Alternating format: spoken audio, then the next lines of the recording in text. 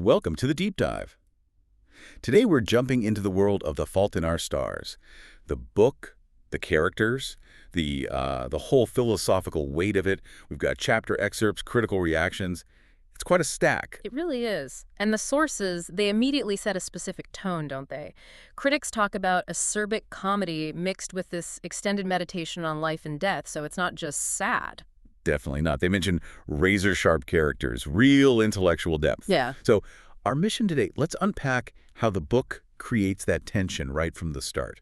We're looking at the main characters, this unusual setting they're in, and their big fight, the one against, well, oblivion. Okay, yeah. So let's start where the book does. Hazel Grace Lancaster. Right. She's 16, stage 4 thyroid cancer. It spread to her lungs. And she's at this support group, but not really by choice. No, it's her mom's idea. Her mom thinks Hazel has paralyzing and totally clinical depression. Which Hazel immediately corrects. With brutal honesty, actually. Uh-huh. She says something like, depression isn't a side effect of cancer. Depression is a side effect of dying, which tells you a lot about her and the book's approach right away. Absolutely. And the place they meet, it adds another layer. An Episcopal church basement. Shaped like a cross. Yeah. And she notes they sit right in the middle of the cross where Jesus' heart would have been. There's this, intense irony there. Sacred space for messy physical suffering. It really hammers home that contrast. Spiritual ideas versus, the harsh reality of the body failing. And the leader doesn't help, Patrick. Oh, Patrick. Okay, tell us about him. Well, he's a survivor himself, ball cancer, the book says, divorced, plays video games. Okay. And Hazel thinks he's basically just exploiting his cancer-castic past. Not exactly inspiring. Wow. Okay, so the spiritual guide is kind of cashing in. That really feeds into Hazel's cynicism about the whole thing, doesn't it? It totally does. She looks at their little sharing circle, the circle of trust, and thinks it's more like her term is circle jerk of support. Oof. Yeah, she picks up on this weird competitive vibe, who's going to survive the longest? She even has this thought about needing to outlast 4 of these bastards. It's grimly honest. Yeah, it really is. But amidst all that darkness, we meet the other key players. Isaac. Right, Isaac. 17, eye cancer, he's about to go blind. And then Augustus Waters walks in. Augustus. Gus. Also 17, osteosarcoma survivor, he's got a prosthetic leg, and he's only there supporting Isaac. And he makes an entrance, doesn't he? He's got this swagger. Oh, definitely. He introduces himself with that line, I'm on a roller coaster that only goes up, my friend. Very grand. Very heroic framing. Yeah. Which makes sense because we find out pretty quickly his big fear isn't the cancer coming back necessarily.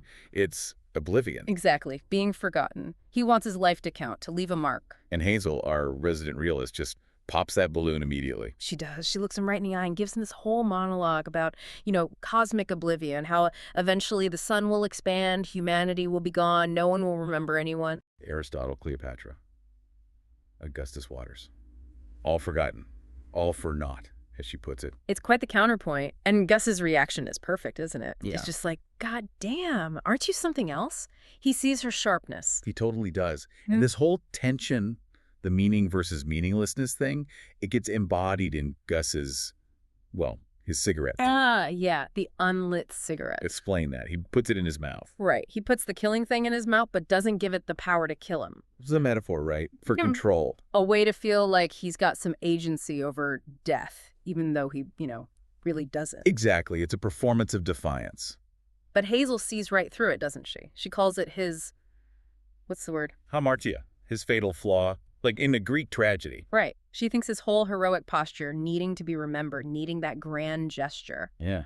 That's his weakness. Which is pretty insightful. And apparently later on, the author, they both end up kind of idolizing Van Houten. He has his own take on their flaws. Oh, yeah. What does he say? He says Hazel's flaw is just being so sick, which is brutal, and Augustus's flaw, being so too caught up in the fight, the idea of winning. Wow. That gets deep. And this need for meaning, it really drives the plot, especially for Hazel. Definitely. It leads to her obsession with this book, An Imperial Affliction, AIA. Talk about that book. Why is it so important to her? Well, it's about a girl named Anna who has leukemia, and the book just stops mid-sentence when Anna dies. Leaving everything unresolved. Completely. Hazel needs to know what happens to Anna's mom, this character called the Dutch Tulip Man, even Sisyphus the hamster. She needs closure that mirrors her own uncertain future. Okay, so she needs answers. And how does she try to get them? Well, Augustus steps up. Hazel already used her wish, from the Genie Foundation. Kids with cancer get one. Right, she went to Disney World, Yeah. which happened after her cancer miracle, right? The experimental drug, Phalanxafor. That actually worked for her. Exactly. It only worked for, 30% of people, Yeah. but she was one of them. So since her wish was used, Gus uses his wish, the one he got for losing his leg, to take her to Amsterdam. Meet the author, Peter Van Houten, the guy who can give her the ending. That's the plan. The hope is that if he can provide answers for his fictional world, maybe that offers some kind of answer for their real one. Which makes the actual meeting just devastating. Utterly. Van Houten isn't some wise sage. He's a mess. A hostile, drunk recluse, basically. Yeah. He flat out refuses to answer anything. He insults them, calls them Ontologically improbable creatures. Just awful. truly awful. His assistant, Ludwigi, she's so disgusted she quits right there.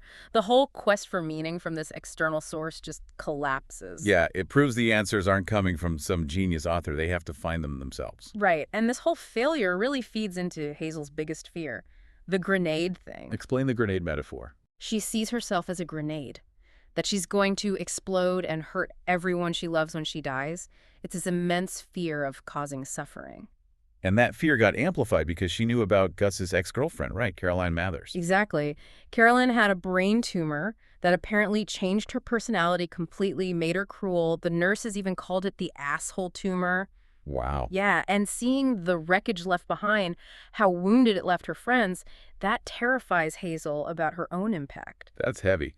But then Isaac offers a different perspective on love and endurance, doesn't he? After his girlfriend Monica breaks up with him because he's going blind. He does. He's heartbroken, obviously, but he lands on this idea of what true love is. What does he say? After grappling with the broken promise, he says, love is keeping the promise anyway, even when it hurts, even when it seems impossible. Keeping the promise anyway. And that idea gets tested almost immediately because Gus has been hiding something. The roller coaster wasn't only going up. No, he finally tells Hazel the truth. His cancer is back everywhere. Yeah. He says PET scan lit up like a Christmas tree, the lining of my chest, my left hip, my liver, everywhere. Oh, man. Just everywhere. Yeah, the descent begins. But even then, Gus is still fighting that oblivion idea, still trying to create meaning. How? Just before he dies, he rips pages out of his notebook, 3 or 4 pages. And sends them where? To Hazel. No, he sends them to Peter Van Houten. To the drunken author. Why? It seems like one last attempt. Maybe he thinks Van Houten, despite everything, can craft these notes into something meaningful for Hazel, give the ending she wanted, but written by Gus in a way. Wow. So did Van Houten do it? Well, no, not directly, but Ludwig, the assistant who quit, she finds the letter later and gets it to Hazel. So Hazel does get to read his final words. She does. And they aren't really about the plot of AI anymore. They're about choice and acceptance. What does the letter say? There's this key part where he's basically talking to Van Houten, but also reflecting on his life with Hazel. He writes, "You don't get to choose if you get hurt in this world, old man, but you do have some say in who hurts you." I like my choices. I hope she likes hers. He's saying choosing Hazel, choosing that love, even knowing the pain involved, it was worth it. He chose who hurt him, and he liked his choice. That's powerful.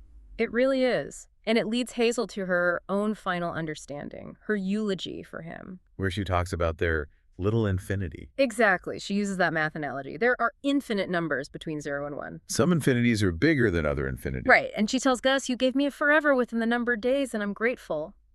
That shared experience, however short, becomes its own kind of infinity, their defense against oblivion. So the fear of being forgotten kind of gets replaced by the value of the connection itself. Precisely.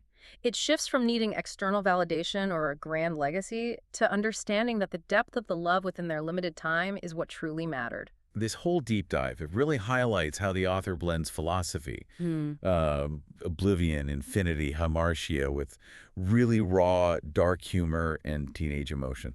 Yeah, and ultimately, it kind of rejects the idea of a glorious battle against cancer. It's not about winning in that traditional sense. What's the real struggle then, according to the book?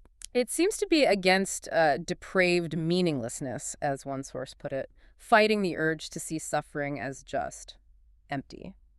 And the way to fight that is by choosing connection, choosing to notice beauty, even when things are falling apart. choosing who you share the trenches with, like you said earlier. Exactly. Which leaves us with the final thought for you, the listener. It comes from something Hazel's dad says after Gus dies. A quiet line. I believe the universe wants to be noticed. So if oblivion is the ultimate end, if everything fades, could it be that the real point of consciousness, the value of being human, is simply the act of observing, noticing the universe's complexity, its elegance, even for a short time, and maybe sharing that observation with someone? Is that the forever within the numbered days? Noticing. Maybe. Something to think about.